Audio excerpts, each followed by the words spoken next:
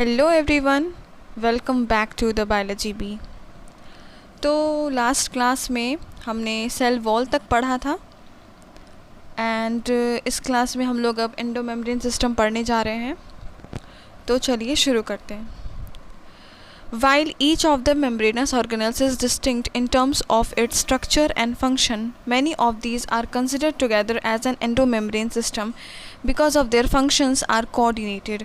तो इसका मतलब क्या हुआ? यहाँ पर ये कह रहा है कि while जितने भी membranous organelles हैं जैसे राइबोसोम, ER, लाइसोज, ये गोल्गी बॉडीज़ जितने भी हैं, ठीक है, वो सारे डिस्टिंक्ट हैं अपने in terms of its structure and function, ठीक है।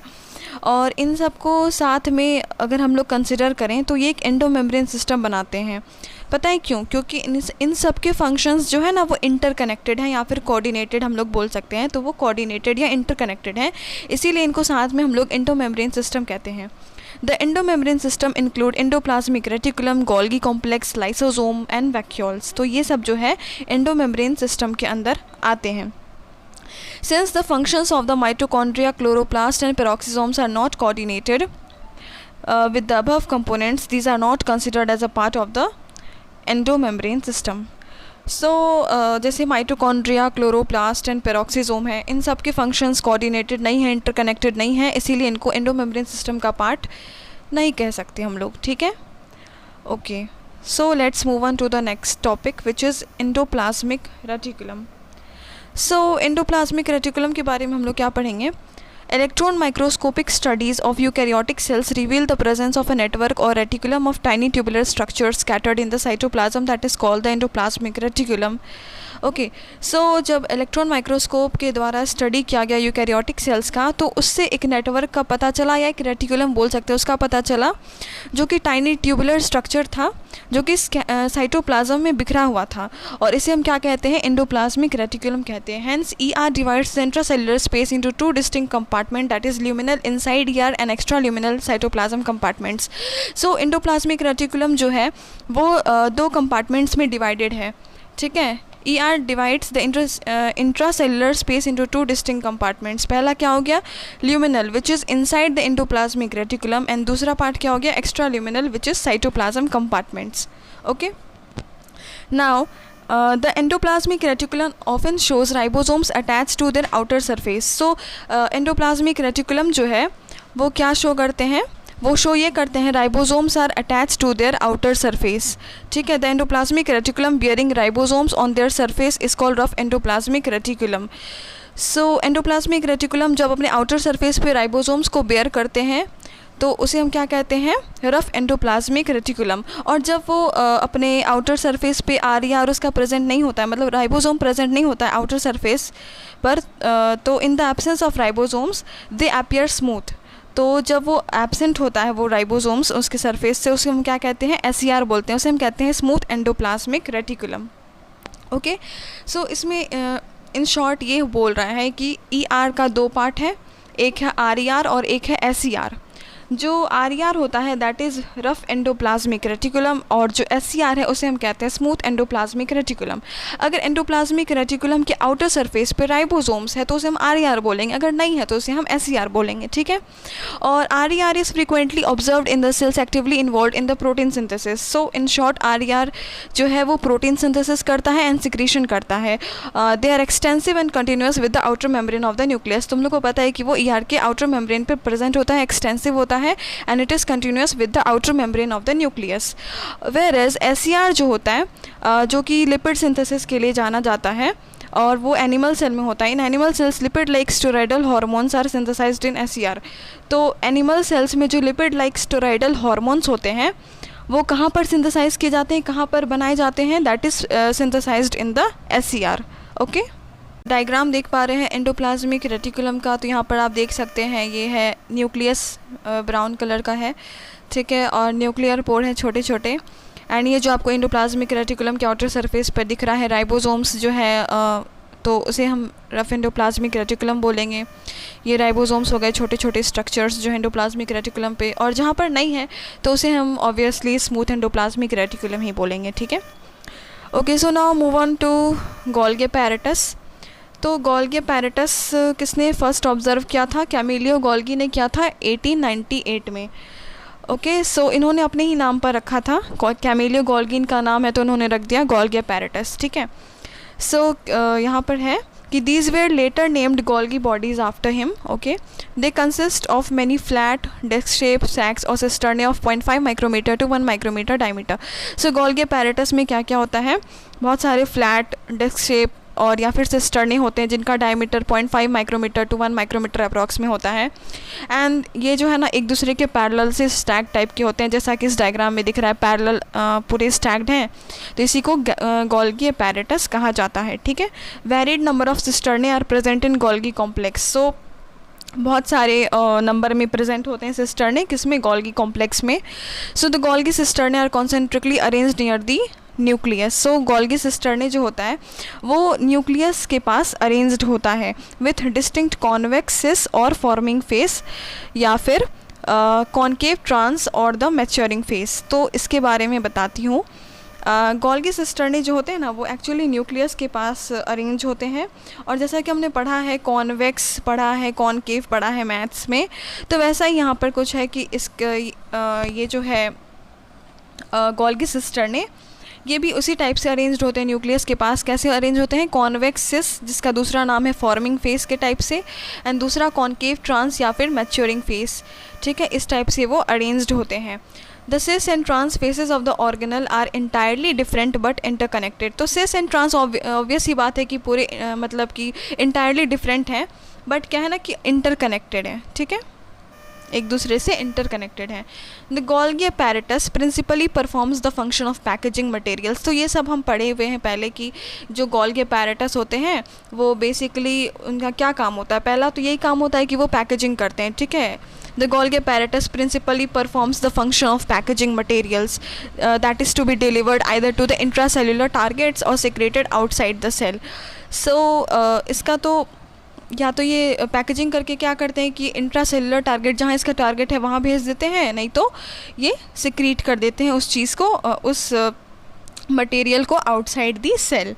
सो materials to be packaged in the form of vesicles from the ER fuse with the cis face of the Golgi apparatus and move towards the maturing face. तो जो material को pack किया जाता है वसाइकल्स के form में, ठीक है, उससे जो है एंडोप्लाज्मिक रेटिकुलम फ्यूज़ करते हैं किससे? With the cis face of the Golgi apparatus. पहले तो सिस फेस आएगा, उससे ही वो फ्यूज़ करेगा वो मटेरियल, ठीक है। फिर सिस फेस से वो कहाँ मूव करता है? टुवर्ड्स द मैच्योरिंग फेस, जिसे हम ट्रांस फेस भी कहते हैं।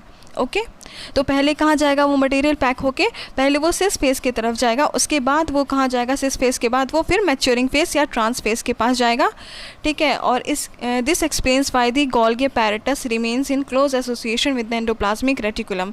और इससे ये एक्सप्लेन हो रहा है कि क्यों गोल्गी अपैरेटस जो है वो क्लोज एसोसिएशन में है, किससे? एंडोप्लाज्मिक रेटिकुलम से, ठीक है। A number of proteins synthesized by ribosomes on the endoplasmic reticulum are modified in the cisternae of the Golgi apparatus. Very important line कि जितने भी प्रोटीन सिंथेसाइज करता है कौन? RER, वो कहाँ पर मॉडिफाई किए होते हैं? वो मॉडिफाई होते हैं गोल्गी अपैरेटस के सिस्टरने में, before they are release from its trans face. Trans face जो है वो लास्ट फेज हो गया, पहले सिस आता है, तो सिस फेस के बाद वो क्या होता है? वो प्रोटीन्स वो मॉडिफाई हो जाता है, ठीक है। और मॉडिफाई होने के बाद उसके बाद वो है ट्रांस फेज से वो रिलीज़ किया जाता है। पहले मॉडिफाई होगा वो प्रोटीन, उसके बाद उसको रिलीज़ किया जाएगा कहाँ से? ट्रांस फेज से, ठीक है। Golgi apparatus is the important site of formation of glycoprotein and glycolipid। फिर से ये बहुत इंपॉर्टेंट लाइन है कि क्वेश्चन में आ सकता है कि गोल्गी apparatus किस चीज़ के लिए इसका इम्पोर्टेंस है। So it is the important site for the formation of glycoprotein and the glycolipid, ठीक है। Okay, so now we will talk about lysosomes. So these are membrane bound vesicular structures formed by the process of packaging in the Golgi apparatus. So basically ये membrane bound होते हैं vesicular structures जो कैसे बनते हैं? Golgi apparatus में packaging होता है तो उस तरीके के प्रोसेस से ये बनते हैं lysosomes. The isolated lysosomal vesicles have been found to be very rich in almost all type of hydrolytic enzymes. So in short, ये जो लाइसोसोम्स होते हैं ये बहुत ही रिच होते हैं, इनके पास बहुत ज़्यादा हाइड्रोलाइटिक एंजाइम्स होता है, जैसे hydrolase, lipase, protease, carbohydrase. So they are found to be very rich in almost all types of hydrolytic enzymes, and these are optimally active at acidic pH. So ये 3-4 point है जो याद रखने हैं, ठीक है. तो ये बहुत ही एक्टिव होता है किस पे, एसिडिक पीएच पे. And these enzymes are capable of digesting carbohydrate, protein, lipid and nucleic acid. And ये जो इंजाइम होते हैं, ठीक है, हाइड्रोलेज, लाइपेज, प्रोटीएज, कार्बोहाइड्रेट्स, ये जो है कैपेबल होते हैं for digesting carbohydrate, protein, lipid and nucleic acid. ये सबको ये डाइजेस्ट आराम से कर सकते हैं. Okay okay, so now let's move on to the next part, which is vacuoles. The vacuole is the membrane bound space found in the cytoplasm. So cytoplasm में जो membrane bound space होता है वो vacuole होता है. इसके पास water होते हैं, excretory sap होता है, product and other materials भी होते हैं जो कि cell के लिए useful नहीं होते हैं बिल्कुल भी.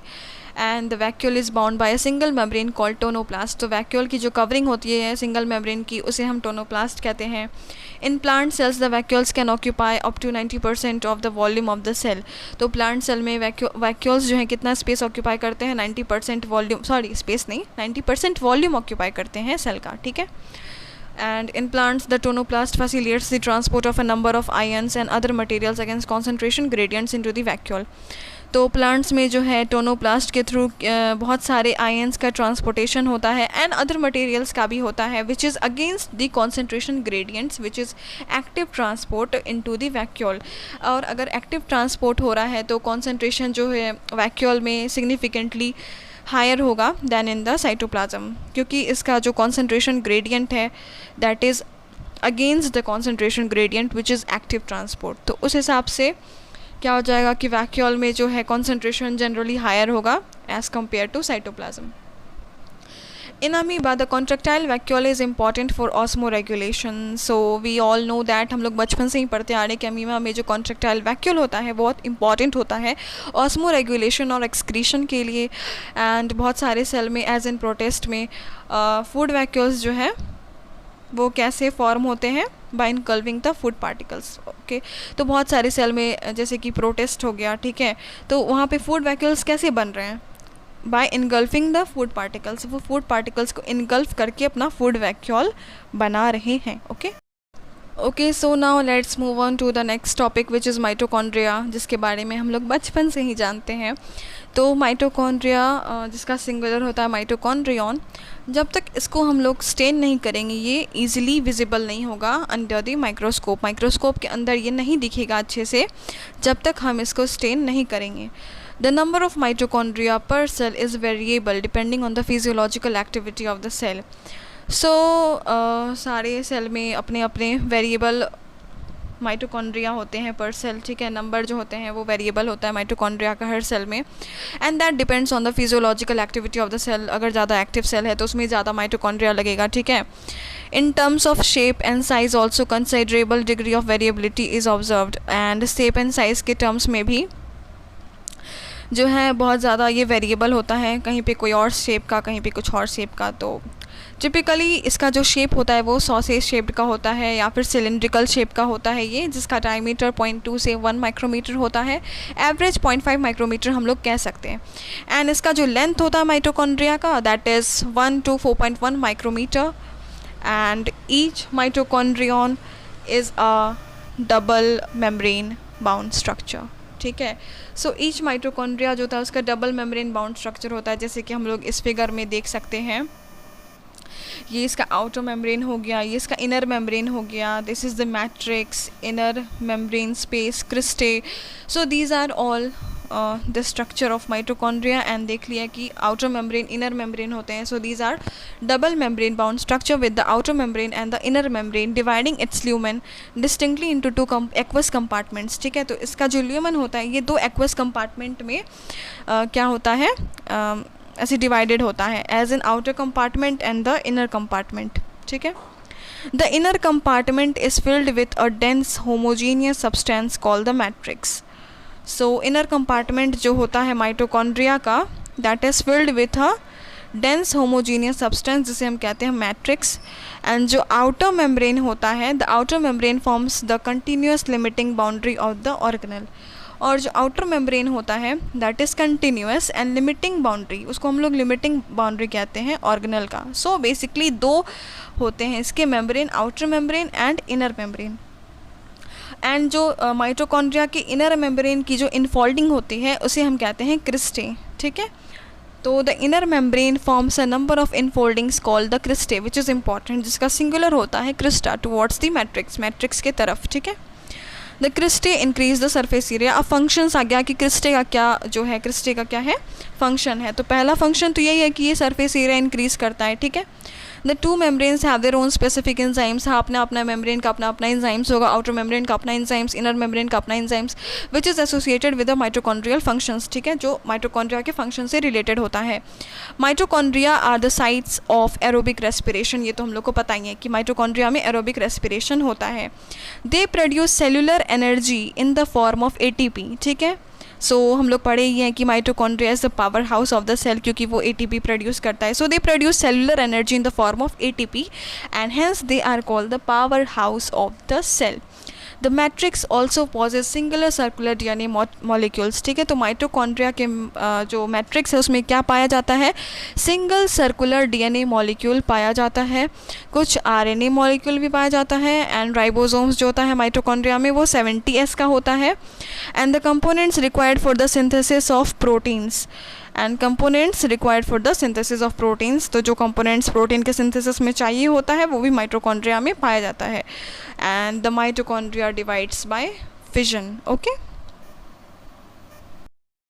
Okay, so now let's move on to the next topic, which is plastids, our last topic. So let's start. Plastids are found in all plant cell and in euglenoids, ठीक है, सारे प्लांट सेल और euglenoids में पाया जाता है। इसको हम लोग माइक्रोस्कोप के अंदर आसानी से देख सकते हैं क्योंकि इनका साइज़ लार्ज होता है और इनके पास कुछ पिगमेंट्स पाए जाते हैं। And based on that pigments इनको 3 पार्ट में क्लासीफाई किया गया है प्लास्टिड्स को। पहला है क्लोरोप्लास्ट, दूसरा है क्रोमोप्लास्ट, तीसरा है ल्यूकोप्लास्ट। तो अगर हम लोग क्लोरोप्लास्ट की बात करें तो इसमें क्लोरोफिल होता है जो कि ग्रीन पिगमेंट होता है, ठीक है। और क्लोरोफिल के साथ साथ इसमें कैरोटीनॉइड पिगमेंट्स भी प्रेजेंट होते हैं जो कि लाइट एनर्जी को ट्रैप करते हैं फोटोसिंथेसिस के लिए, ठीक है।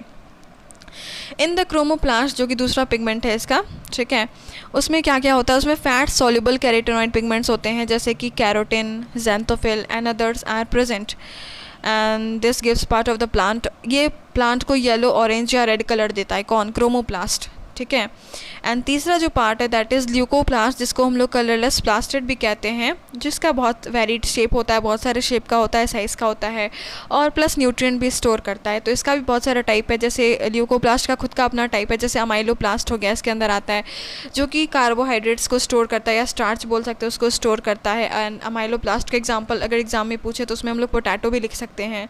इलायोप्लास्ट जो कि ऑयल, इलायो में ही ऑयल आता है अगर हम लोग देखें तो वो ऑयल को स्टोर करता है एंड फैट्स को भी स्टोर करता है। वेर एज एल्यूरोप्लास्ट भी होता है इसमें, इसका तीसरा टाइप जो कि प्रोटीन को स्टोर करता है, ठीक है। And majority of the chloroplast of the green plants are found in the mesophyll cells of the leaves. तो मेजोरिटी जो है क्लोरोप्लास्ट ग्रीन प्लांट के वो कहाँ पे होते हैं, क्लोरोप्लास्ट मीज़ोफिल सेल जो होता है लीव्स का वहाँ पाए जाते हैं। मीज़ोफिल सेल में क्या होता है, क्लोरोप्लास्ट होता है लीव्स का, ठीक है। एंड ये लेंस शेप्ड के होते हैं, ओवल होते हैं, स्फेरिकल होते हैं, डिस्कॉइड होते हैं और इवन रिबन लाइक भी होते हैं, ठीक है। एंड इनका वेरिएबल लेंथ होता है क्लोरोप्लास्ट का जो है कितना होता है लेंथ, 5 to 10 माइक्रोमीटर क्लोरोप्लास्ट का लेंथ हो गया। एंड विद इसका 2 to 4 माइक्रोमीटर भी हो जाता है। Their number varies from 1 per cell of the Chlamydomonas or green alga to 20 to 40 per cell in the mesophyll cell। तो उनका नंबर भी वेरी करता है क्लोरोप्लास्ट का, किसी में तो वो एक ही होते हैं पर सेल, जैसे क्लाइमिडोमोनाज में एक ही क्लोरोप्लास्ट पाया जाता है, वाइल ग्रीन अलगा में 20 to 40 पर सेल भी होता है इन द मेसोफिल, ठीक है। तो इट डिपेंड्स कि किसी में कितना क्लोरोप्लास्ट होगा। तो जैसे कि माइटोकॉन्ड्रिया के जैसे chloroplast are also double membrane bound, जैसे माइटोकॉन्ड्रिया डबल मेम्ब्रेन बाउंड था वैसे ही क्लोरोप्लास्ट भी डबल मेम्ब्रेन बाउंड होता है। Of the two the inner chloroplast membrane is relatively less permeable. इसमें क्या होता है कि जो इनर वाला होता है क्लोरोप्लास्ट, आउटर नहीं इनर वाला, वो रिलेटिवली लेस परमिएबल होता है as compare to the outer chloroplast. The space limited by the inner membrane of the chloroplast is called stroma. तो जो इनर मेम्ब्रेन होता है क्लोरोप्लास्ट का, वो जो स्पेस एक्वायर करता है उसे हम क्या बोलते हैं, स्ट्रोमा कहते हैं। A number of organize flattened membranous sacs called the thylakoids. तो एक number of organized flattened membranous sac होता है, ठीक है, बहुत ही ऑर्गेनाइज्ड फ्लैटेंड मेम्ब्रेनस टाइप का एक सैक होता है जिसको हम लोग क्या कहते हैं, थाइलाकॉइड कहते हैं। Are present in the stroma, जैसे कि ये है sectional view of the chloroplast. यहाँ पर हम लोग को थाइलाकॉइड ये दिख रहा होगा, कितना अरेंज्ड है ये, ठीक है, एक अरेंज्ड सैक की तरह ये प्रेजेंट है, इसे हम क्या कहते हैं, थाइलाकॉइड कहते हैं। जो कहाँ प्रेजेंट है, ये थाइलाकॉइड स्ट्रोमा में प्रेजेंट है, ठीक है। ओके, सो यहाँ पर है are present in the stroma. Figure 8.8 में हमने देखा, so thylakoids are arranged in stack, ठीक है, स्टैक्स में अरेंज था like the piles of coins, जैसे कॉइन्स एक पाइल में अगर हम लोग अरेंज कर दें तो उस टाइप का ही कुछ वो लग रहा है थाइलाकॉइड, ठीक है। अगर देखो एक है इसमें, अगर ये एक सिंगुलर अगर है ये कॉइन तो उसे हम क्या बोलेंगे, थाइलाकॉइड। यही अगर ग्रुप में स्टैक है तो इसे हम क्या बोलेंगे, ग्रैनम बोलेंगे। क्या बोलेंगे, ग्रैना। सिंगुलर क्या हो जाएगा इसका, ग्रैनम हो जाएगा। अगर वो ग्रुप में प्रेजेंट है तो ग्रैनम, अगर वो सिंगली प्रेजेंट है एक कॉइन की तरह तो उसे हम क्या बोलेंगे, थाइलाकॉइड कहेंगे, ठीक है। और द इंटीग्रल थाइलाकॉइड्स, ठीक है, ग्रैनम और इंटीग्रल थाइलाकॉइड्स अगर ग्रुप में है तो। In addition, there are flat membranous tubules called the stroma lamellae connecting the thylakoids of the different grana. यहाँ पर आपको स्ट्रोमा लैमेला भी दिख रहा है, ठीक है, ये है स्ट्रोमा लैमेला, देखा आप लोग को। सो यहाँ पर ये क्या बोल रहा है कि जैसे थाइलाकॉइड अपने स्टैक्स में अरेंज्ड होते हैं, वैसे ही यहाँ पर एक और चीज़ होता है जिसे हम कहते हैं स्ट्रोमा लैमेला, जो दो थाइलाकॉइड ऑफ डिफरेंट ग्रैना को कंप्लीट करता है। जैसे दो पाइल है, ठीक है, एक पाइल हो गया तो उसको ग्रैना बोले, फिर दूसरा एक पाइल हो गया, स्टैक हो गया, उसको ग्रैना बोले, एंड बीच में उसको जो कनेक्ट करता है ना उसको हम क्या बोलते हैं, उसको हम कहते हैं स्ट्रोमा लैमेला, ठीक है। The membrane of the thylakoid enclose a space called a lumen. So अब थाइलाकॉइड जो है उसके बीच में जो स्पेस होता है उसे हम ल्यूमन कहते हैं, जैसे ये है थाइलाकॉइड। सो बेसिकली ये जो थाइलाकॉइड है इसके बीच में जो ये स्पेस है ना, इसे हम क्या कहते हैं, ल्यूमन कहते हैं।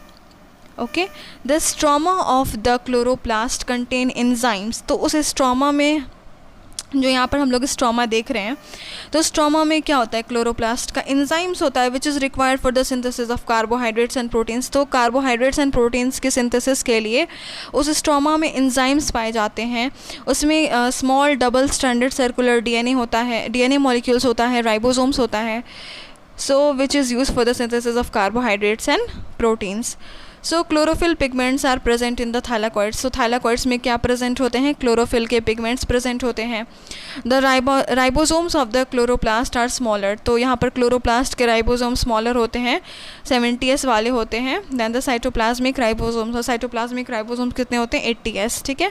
क्लोरोप्लास्ट के राइबोसोम्स 70s होंगे, साइटोप्लाज्मिक राइबोसोम्स कितने हो जाएंगे, 80s के हो जाएंगे, ठीक है।